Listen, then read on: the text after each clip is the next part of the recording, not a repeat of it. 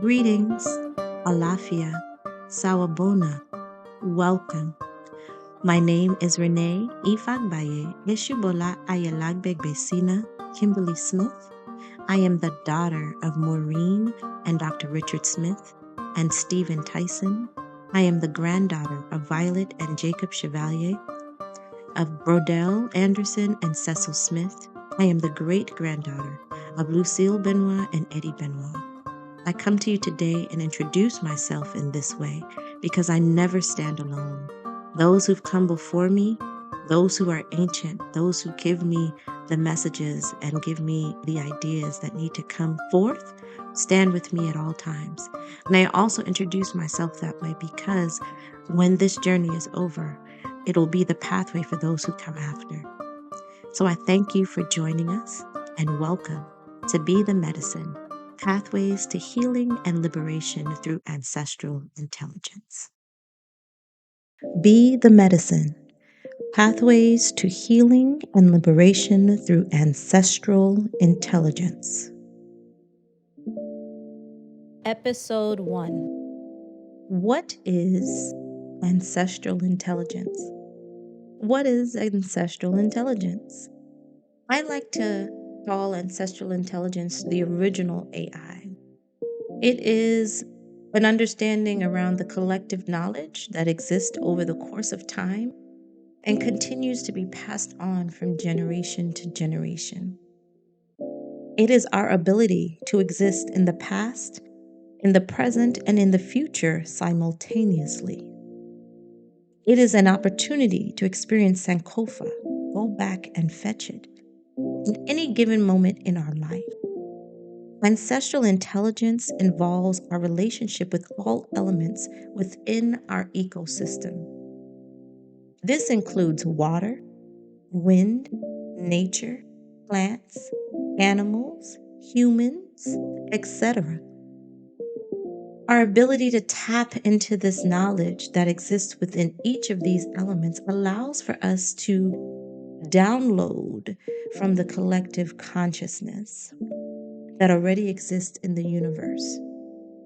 So you may say, well, how does that exist? And why do we know that it exists?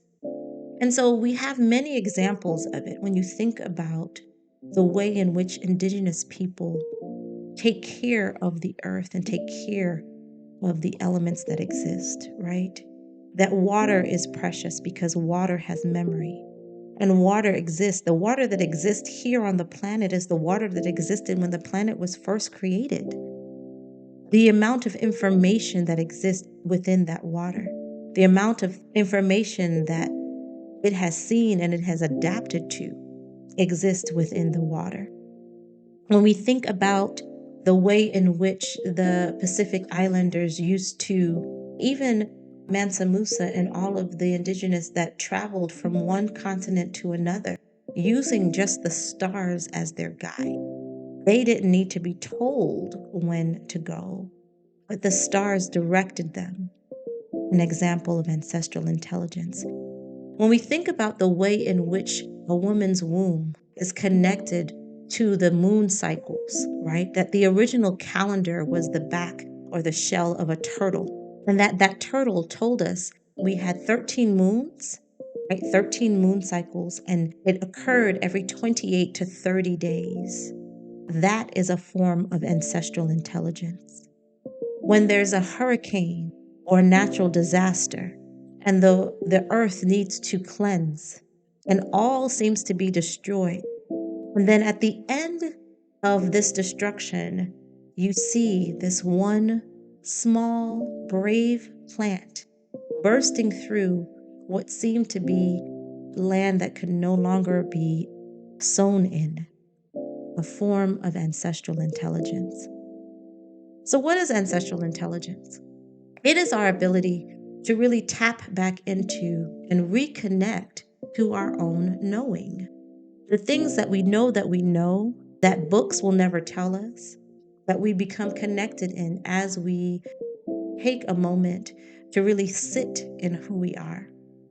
Our ancestors were so amazing in the sense that some of these ways were passed down, and Some of them have been lost, and some of them we are reconnecting to now as we become stewards of the earth and stewards of the land. And through that stewardship, we're starting to learn about the cycles for plants and what the plants can do and the medicines that the plants have. Through that, we're also learning about how water and air work together to ensure that we are seeing these medicines for ourselves, that we know that the sun is a major medicinal component for our lives, that we need sun, that we need to stand in the sun, and that it rejuvenates our spirit, our minds, and our bodies. That this ancestral intelligence exists and continues to exist, whether or not we want to reconnect with it. Question is, why aren't we using it? Why aren't we tapping into this intelligence in order for us to live more balanced and more vibrant and thriving lives?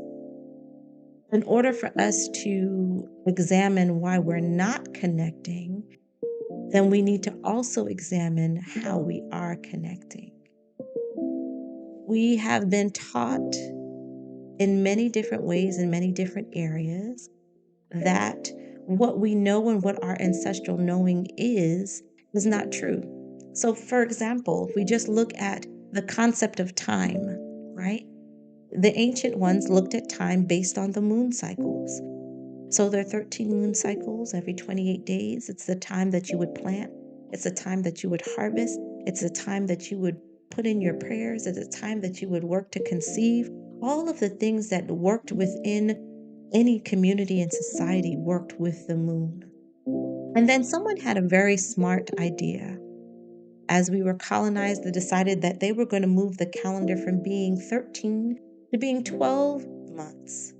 Not just 12 months with 30 to 31 days, and then this one arbitrary month that is 28 to 29 days every 4 years. So when you think about the way in which we actually can connect to the earth, we are actually walking every day out of sync. We're out of sync with the way in which the earth moves and the earth exhibits its power, right? We are not following that calendar. Many times we're shifting in and out of understanding how that calendar works. And so in every day that we're walking around, we're actually moving out of sync. And so by us just acknowledging that we're moving out of sync is a way that we reconnect with ancestral intelligence. It's an opportunity for us to be able to see how we reconnect and we put these opportunities back into our existence. When we think about ancestral intelligence and we think about it in relation to plants, I always love to tell this story. When we were in COVID, or when COVID times were happening, I did a lot of workshops around survival and thriving, right? And reminding people that we don't have to remind our bodies to survive. It's going to know when to breathe. It's going to know when to drink water. It's going to know when it needs to eat. So to use our energy in that manner really wasn't a good use of time. But that this was an opportunity for us to sit with ourselves and for us to think about how we wanted to thrive during this moment when the entire world was shut down. And also during that time, people had this opportunity to really connect with plants. Everyone was becoming a plant person, a plant mama. It was good to have plants in your homes because we have a reciprocal relationship with plants. Like literally, if they don't exist, we don't exist. And so having an outbreak that dealt with respiratory or breathing meant that we wanted to ensure that our air was clean and clear and helping us to really live well. And so many people brought plants into their homes, or they began gardening, or they began connecting to the earth because they had time. So we had an opportunity to really learn about the plants during that time because they were in our ecosystem. They were helping us to ward off negative thoughts and negative opportunities and keeping us optimal in our health and our families optimal in our health. But I also always tell this story about going back to Prospect Park after COVID. One of the first visits to Prospect Park after COVID. I had been going for some time with an elder herbalist, Mama Tayoma, and she and her husband, Baba Jiwe Ibaye, would take us through the park. We'd spend hours, sometimes with the children, just learning and identifying plants and learning their attributes and learning where they grew in the park.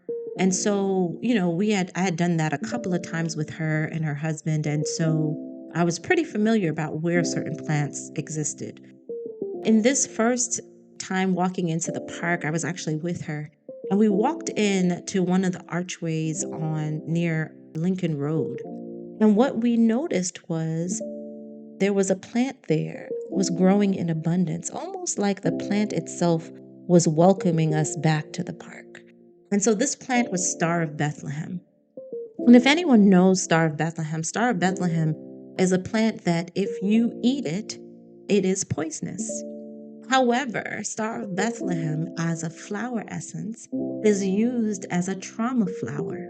It is that flower, I always say I like to keep it in my to-go kit, because anytime someone has an issue or they're dealing with physical or emotional trauma and they're not really sure exactly what type of assistance they need, Star of Bethlehem helps to really calm the nerves so that they're able to kind of accept assistance. So, for example, this may be a little graphic for some folks, but when you see a child and they, hit something really hard, or they slam their finger in the door, and so they have that moment where their face says they're crying, but no cry is actually coming out. Yeah, that's a Star of Bethlehem moment. That's a moment you want to just give that to them, and they will start to be able to understand and figure out where in their body they're actually feeling pain, what additional assistance they need. So back to the story. This particular moment, we walked into the park. At the entrance of the park, we were greeted by Star of Bethlehem. So, what's so significant about this is that this is not where Star of Bethlehem usually grows. We usually have to go further into the park and upstairs in order to actually see Star of Bethlehem. But it was almost in that moment that the plant was welcoming us back to the park and telling us that it knew we had been through some trauma and that it was there to kind of help us on our path. And you will notice this a lot with plants. We many times have come to this understanding in kind of human society that humans are the most intelligent.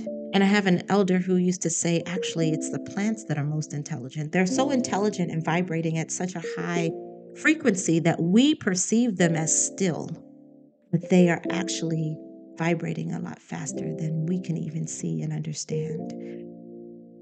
And so you will notice that sometimes in any kind of traumatic situation happens. Many times it could be something that starts growing in your backyard all of a sudden. Certain plants will start talking to you, or you'll start noticing them as you walk in your neighborhoods. Certain trees will come to you as well. So I think that is something to think about every time you see a plant. And so this, again, is this example of ancestral intelligence, that the plants are responding to what we need, even though we may not know what we need. And so the question becomes, how do we reconnect with our ancestral intelligence? What are the methods? What are the opportunities that allow for us to reconnect with this intelligence? And why are we even calling it intelligent? And so I want to first take a moment to define intelligence, right? In the modern world, it is always said that it is about being smart, right? But what does it mean to be smart, right? Is it just book smart? Like you know a lot of information? Does that make you intelligent? The definition of intelligence means that you not only can take information, but you have the ability to adapt based on the information you have. And so when you think about ancestral intelligence, when you think about the plants that you see, when you think about water, when you think about the mountains, when you think about the earth, it has gone through many different iterations of trauma, and it has adapted. It has adapted so much that it is still here. And so when we talk about intelligence, this is the intelligence that we're talking about. Not only are you seeing the adaptation, but the information from what had to occur through that adaptation is being present in what we're seeing, right? So when you look outside your window and you see plants of variety, understand that that first plant that it came from was the first seed of time. Yeah, the plants that we see today are the descendants of the first seeds of time. So they've adapted. They've adapted so much that you have botanical families where certain plants actually are related to each other. So peppermint and lavender and rosemary, same botanical family. Different ways in which they show up. They also are used differently depending on where they're being grown and cultivated. But again, this idea of adaptation as a part of intelligence. So when we think about intelligence and we think about ancestral intelligence, we're thinking and looking at how the earth itself has adapted. When you think about water, right? And water creating streams, there being water underneath the earth, there being rivers that flowed one way and through because something has occurred, water now has taken a different direction. We think about the mountains as they're created and how they're created. All of these things are a part of this understanding of ancestral intelligence. We also understand that this intelligence cannot be destroyed, right? It exists within collective consciousness that as we are ready for it to reveal itself, it reveals itself to us, sometimes as individuals, sometimes as collectives. And this collective knowledge is a knowing, right? We don't have to ask where it came from. We just know that we know.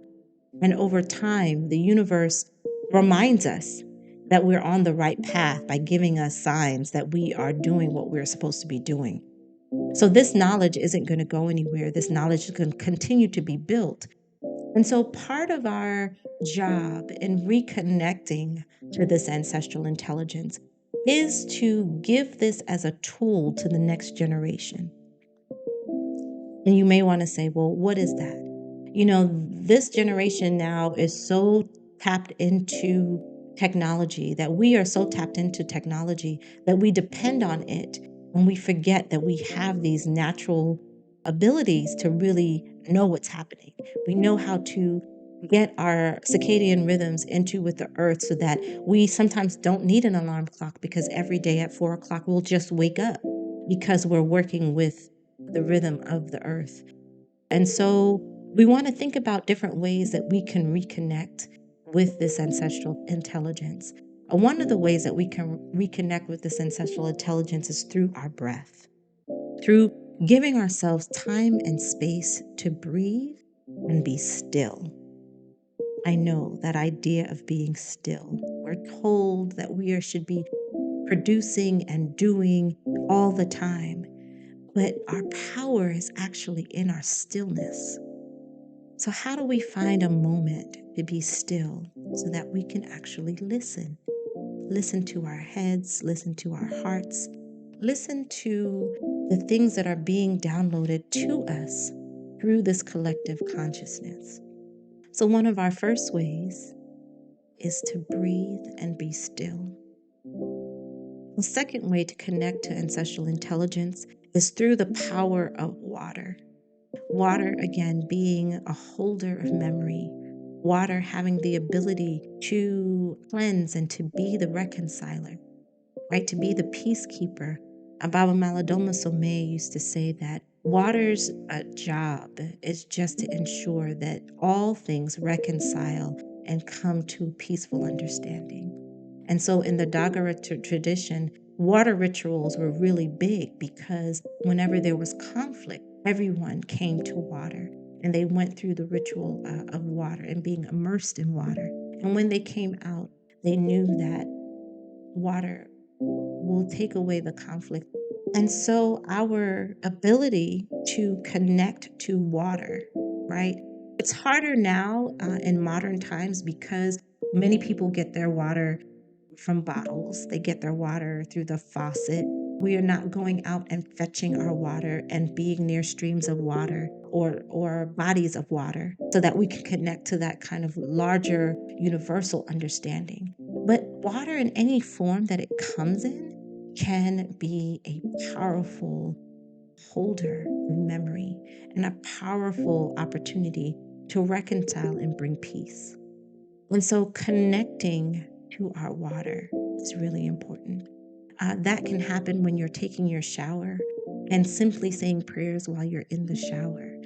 It can be before you drink water, sending an intention, positive affirmations to your water, so that your water will then embody that which is in your body. Because our bodies are 70% water. We're made of water, right?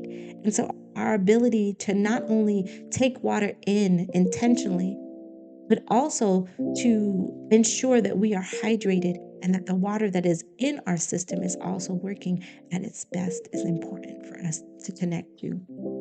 So our ability to connect to water is extremely important. And then our ability to connect to the earth. And that can be done through actually working with the earth or by being a caretaker to a plant, right?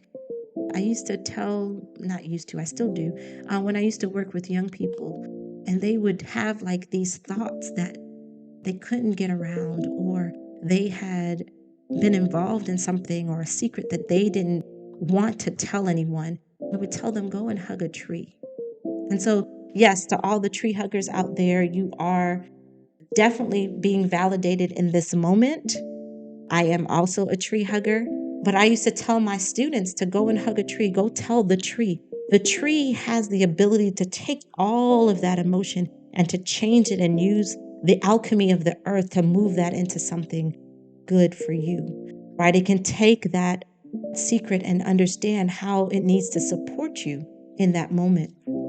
And so I always say that when we want to reconnect with our ancestral intelligence, we want to reconnect with the earth because the earth is an ancestor and there's so much that we need to learn from it. And so our opportunity to reconnect can be in planting, can be in taking care of a plant, it can be going into a park and hugging a tree. But that gives the opportunity for us to begin that process. And as we begin that process, we'll start to notice certain things are starting to change, right? We feel that through our breath, we are starting to find spaces and time where we are flowing through our day. We're not feeling anxious. We're not feeling overwhelmed, but that our breath is allowing us to connect with time and space in the way in which we need to flow.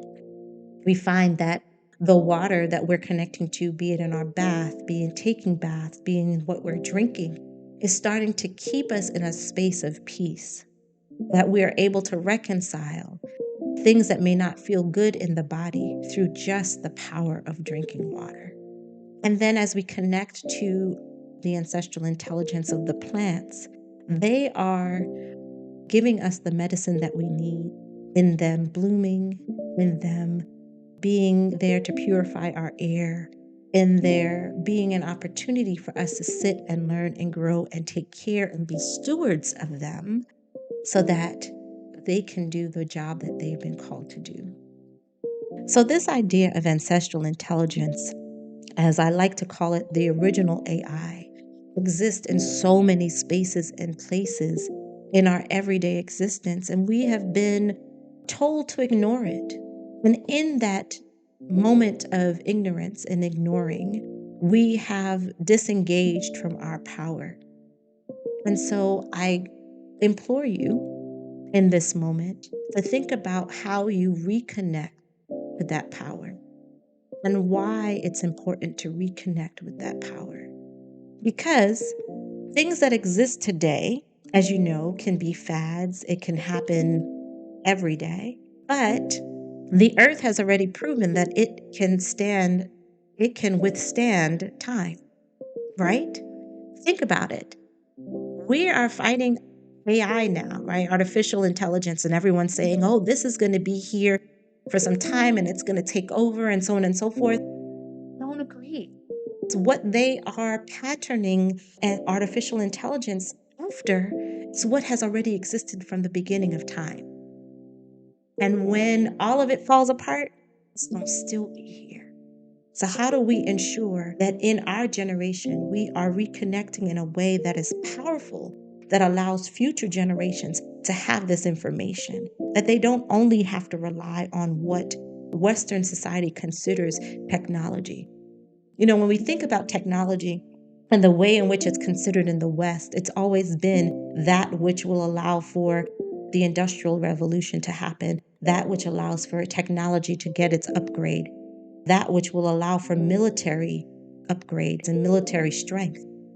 But when we think about it in indigenous practices, we're thinking about how can we ensure that our communities are well?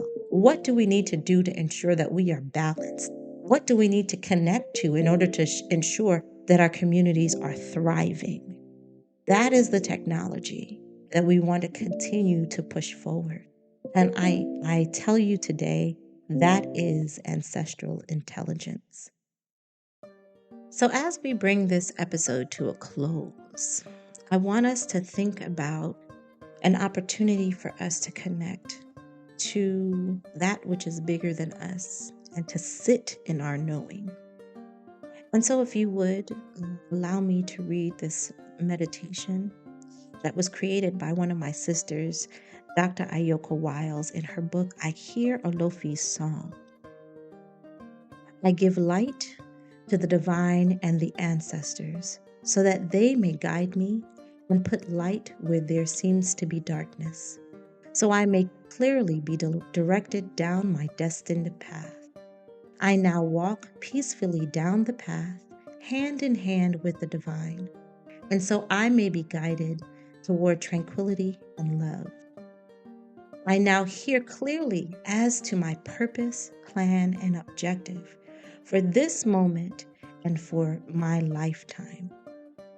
I now see clearly as light shines up me, leading me toward prosperity, abundance, progress, and evolution.